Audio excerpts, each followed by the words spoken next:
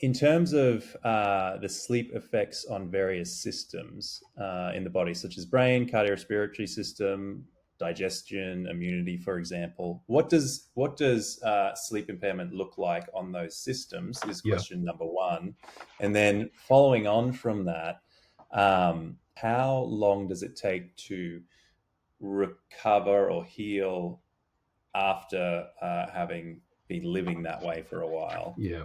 Let's deal with that last question first, because I think that's so important. So we know that the longer you do, let's say, night shift work, the greater the risk of problems. And it was night shift nurses who had been working 10, 15, 20 years where you see the higher rates of cancer, colorectal cancer, breast cancer, and all the rest of it. And so there's one of the suggestions I've made has been, well, maybe we limit night shift work to, let's say, 4 or 5 years, and then you Hmm. stop doing it, and then potentially the pathologies reverse, and then you can go back on again. Now, I don't know if that's a good idea or not. We don't have the data. I mean, the experiments are formidable. You'd have to look at a large number Hmm. of people for 5 years, take them off, then put them back, and but but as we know that these conditions accumulate with time, then and there's probably physiological flexibility, you might be able to wheel some of those problems back. I think that makes sense. Um, how quickly can you reverse these conditions? Well, the short-term effects of night shift work and sleep and circadian rhythm disruption on our emotional and our cognitive responses can be restored relatively quickly. So, 1 or 2 nights of disruption, you start to see that irritability and fluctuations in mood and the failure to process information. But after a couple of good nights, you're back where you were.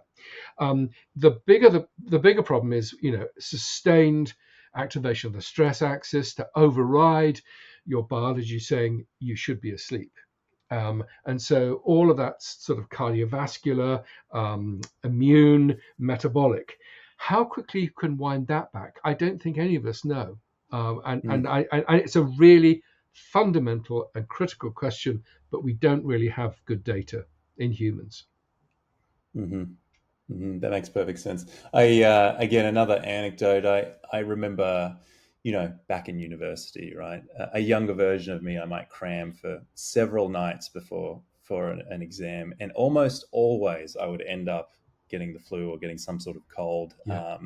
It, it had me think about the impact of sleep on my Yeah. immune function, essentially. Absolutely. And of course, the one thing we know about cortisol is it suppresses immune Mm, function. And some really yep. lovely, lovely data showing that if you are sleep deprived the day before a vaccination or the day after a vaccination, you can hugely reduce the antibody response to that vaccination. Hmm. So, it's a Hmm. really important point. Our frontline workers, who are night shift workers often, are going to be sleep deprived, and they will be the least protected from vaccination.